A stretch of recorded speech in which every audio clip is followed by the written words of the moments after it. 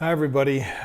This is number 2 of the Arban Duets, entitled Russian Hymn. As I said in the first video, you're gathering information. It says maestoso at the beginning, which most of you know means majestic, and it's entitled Russian Hymn. So there's a certain character or style that's involved with that. So we've already got some hints going here. Then we look at the notes and we're trying to hear the music. That's one of the most important things that I can tell you as you're going through and reading any music, is look at the music and hear it in your mind. If you're not sure, you look at the first note.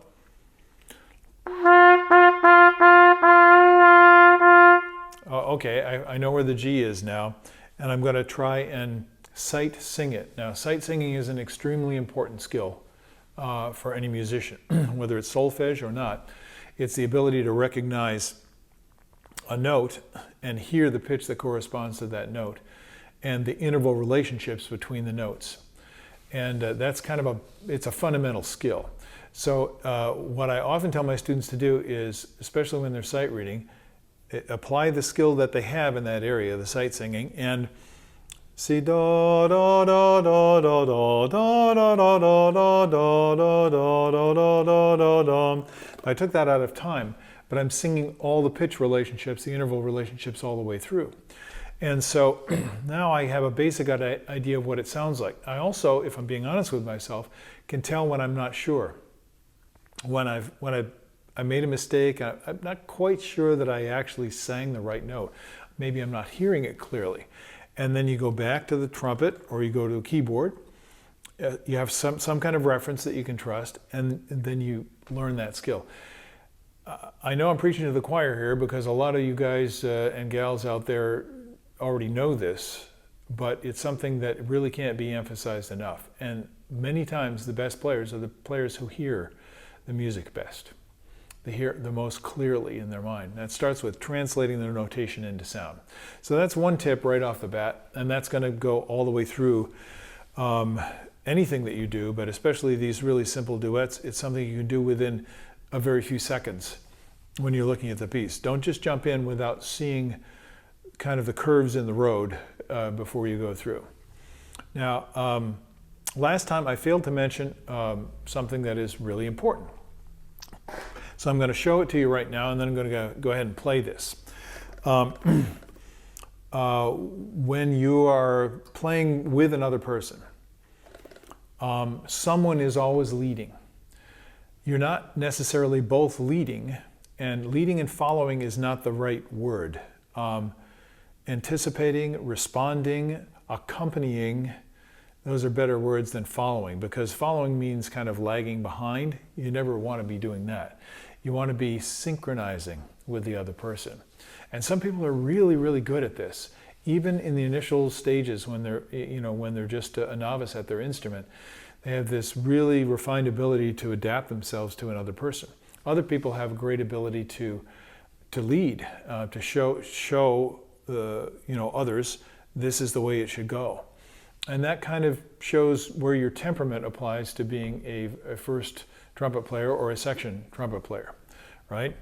So, and this is not a matter of what is more important, although we tend to give it that false kind of valuation.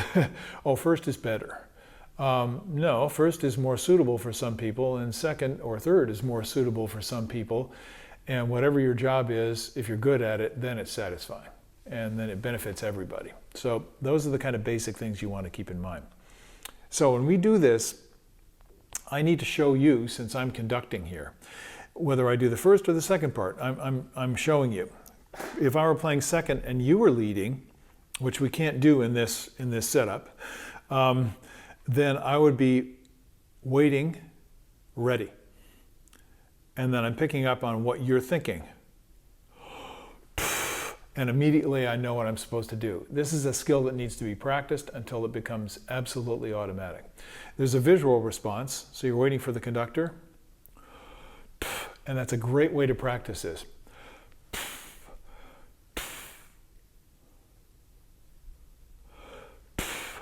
So the idea is both of you know exactly where you're going to start. Precisely where the sound is going to begin. Now, I could be conducting it in 4, so I could start the piece like this. So I'm going 1, 2, 3. Or I can count off like I just did. You want to be able to do that completely with your mind and the movement of the body and the sound of the breath. Sometimes my wife, who is a world-class accompanist, gets angry with me because I'm making it too obvious. Don't do that. It doesn't need to be that obvious. Meaning, just let me know exactly how you're hearing it. Let that show in your body, and I'll be with you. Trust it. Trust it. And so this is a relationship. And when you have a chamber group, like a brass quintet or something like that, this is what develops. This is really the fun of music, which is why I wanted to start this whole project. So I'm going to play a little bit of this before my next student shows up, and see if we can get a good take of the first trumpet part.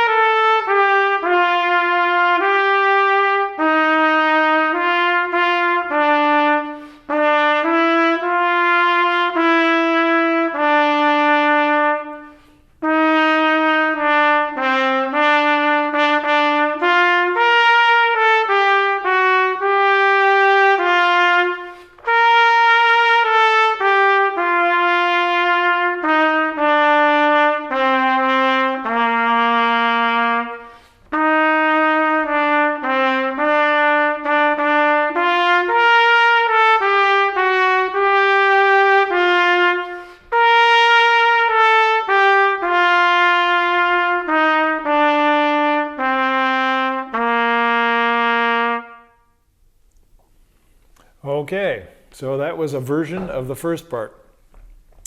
Now, I hope you could tell what I was doing, and I'm going to try and stay aware of that. Since I don't have somebody here with me, it's really kind of difficult.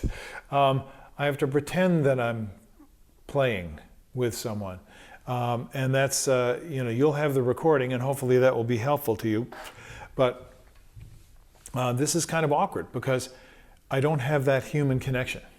I'm working through a lens that I'm looking at right now. No, I'm looking at you by long distance.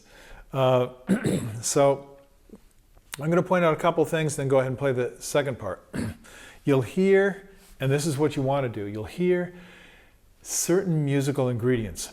They may be obvious or they may be very subtle. They may have to do with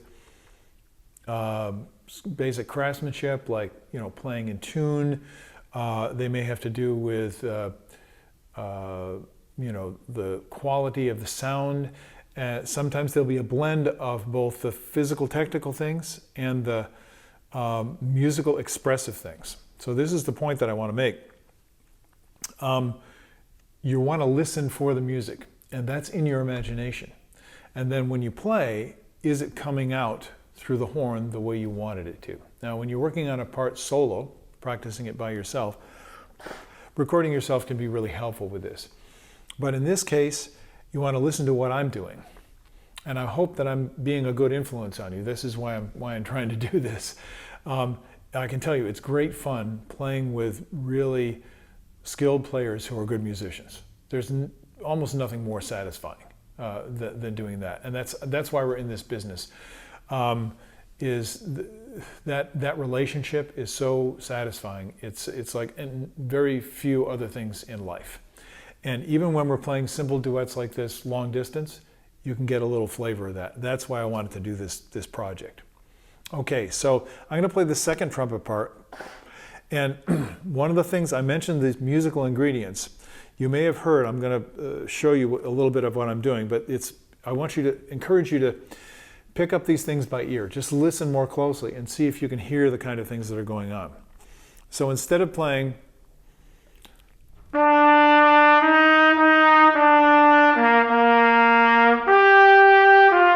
which is very straight, it says maestoso.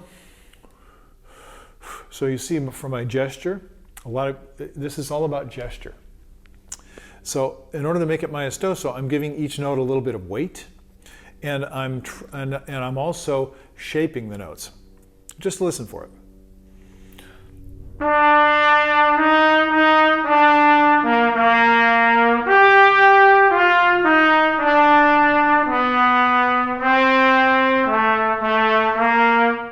I hope you can get the idea from that. These are the kind of things I want you to really bring your attention to, because the more sensitive you become to these qualities and how they feel, that's physical motion.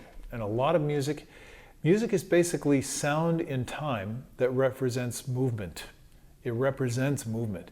And that's why with dance music, for example, techno or disco or something like that, you have your body automatically responds to the feeling of the music. Music is designed to make you want to dance. This is not the same kind of music, and most of these early tunes in the Arban are very simple melodies, and they're in a kind of a vocal style. As we get farther into the book, there'll be a lot more change in style, but that vocal style is a great thing to emulate. So here's the second trumpet part.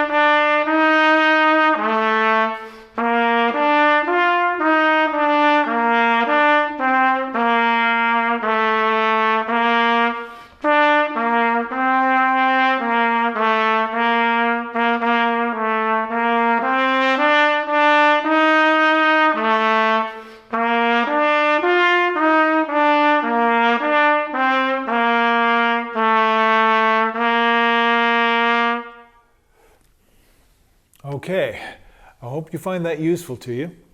I haven't had a chance yet to play through these with my own recording yet, so I'll be curious to try them out myself.